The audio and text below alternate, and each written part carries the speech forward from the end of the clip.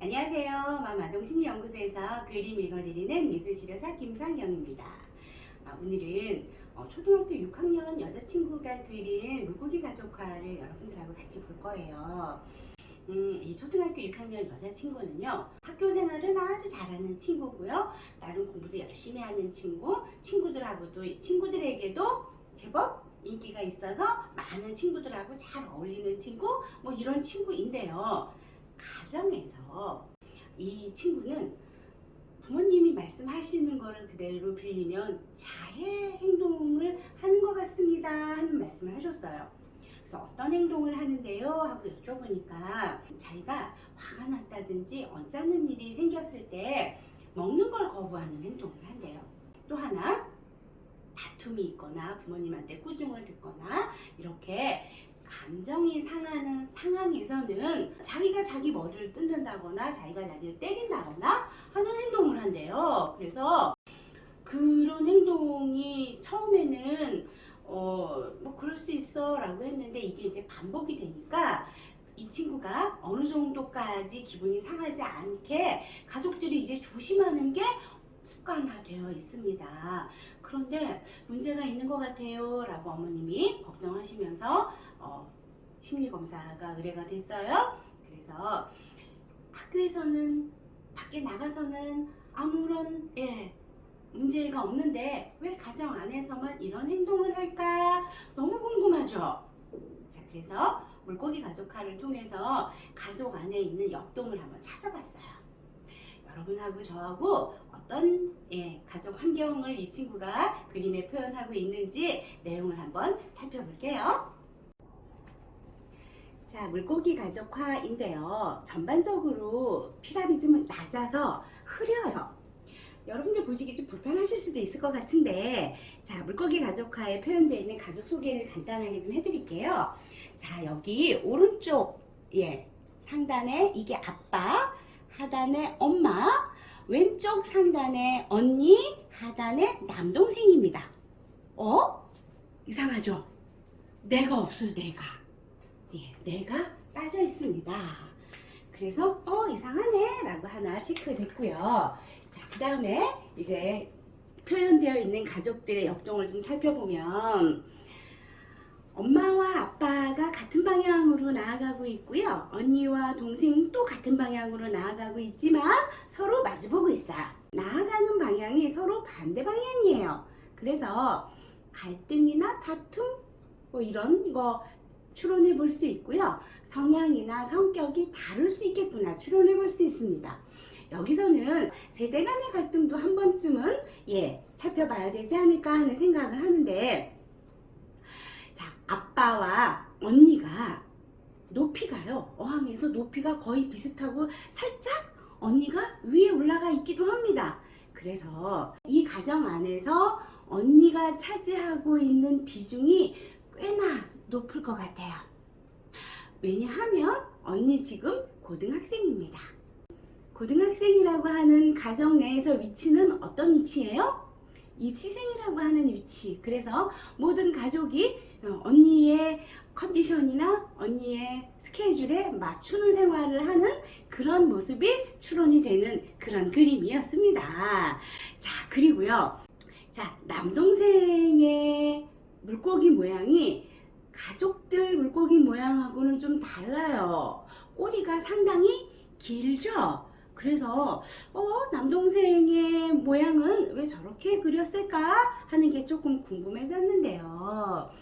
남동생이 ADHD 판정을 받고 그거를 지금 꽤나 긴 시간 동안 치료를 받고 있고요. 가정 안에서 좌충우돌을 많이 하고 있다. 그래서 남동생 때문에 받는 스트레스도 제법 있습니다. 뭐 이런 얘기를 들었는데, 자, 그러면 전반적으로 이 가족 안에 분위기가 조금은 연상이 되져요. 고등학생인 언니, 그리고 초등학생인 나, ADHD의 증상을 가지고 있는 남동생, 그리고 부모님. 그런데 부모님과 자녀 사이에는 세대 갈등 같은 내용이 조금은 의심되는 상황, 뭐 이런 것들이 전반적으로 보이는데, 중요한 거 왜 나는 그리지 않았을까요? 내가 표현되어 있지 않습니다. 하는 것은 간과할 수 없고요. 사실은 그 내용 때문에 이 그림을 소개합니다. 그 내용이 어떤 내용인지 여러분들한테 조금 자세히 설명해 드릴게요.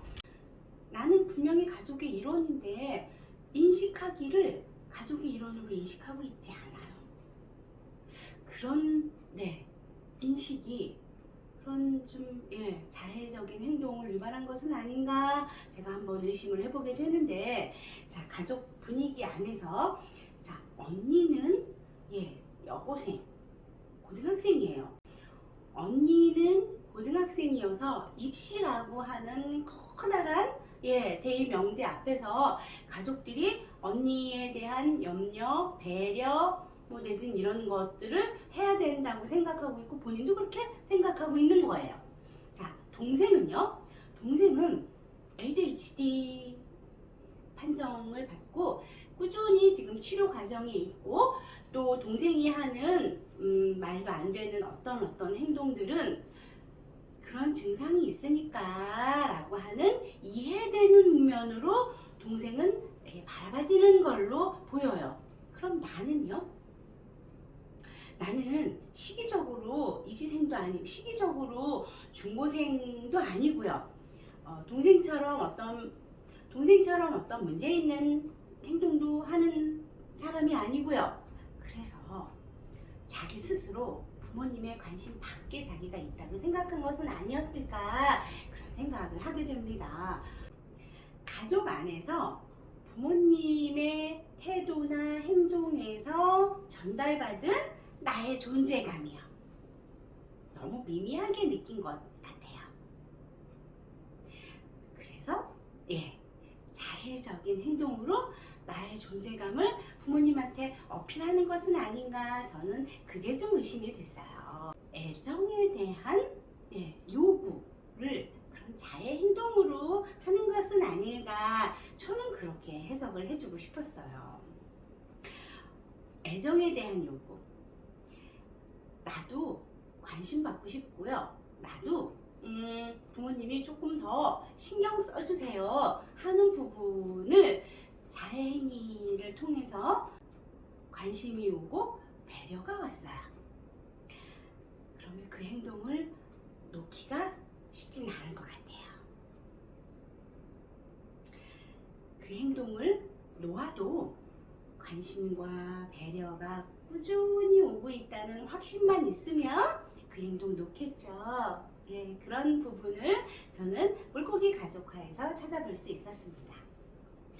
심리상담을 받아야 하는 내용의 그림이 아니고 가정 안에서 가족들로부터 애정어린 관심, 배려 이런 걸 요구하는 행동으로 봤기 때문에 가족 사이의 관계, 태도 이런 걸 주문할 수 있는 그림이었습니다. 이 친구는 굉장히 자기 자신의 슬픔을 표현한 그림이에요. 그렇지만 심리 상담을 통해서 그걸 극복하게 하기보다는 가족 안에 부모님이나 가족들의 태도 변화에서 그런 행동의 소거를 기대해 보는 게 맞지 않을까, 저는 그렇게 생각을 해서 상담까지는 필요 없을 것 같습니다 라고 말씀드렸습니다. 오늘은 초등학교 6학년 여자친구가 가족에서, 가족관계 안에서 경험하는 소외감을 다루는 이야기를 했네요. 자, 내일은 또 다른 그림으로 만날게요. 안녕히 계세요.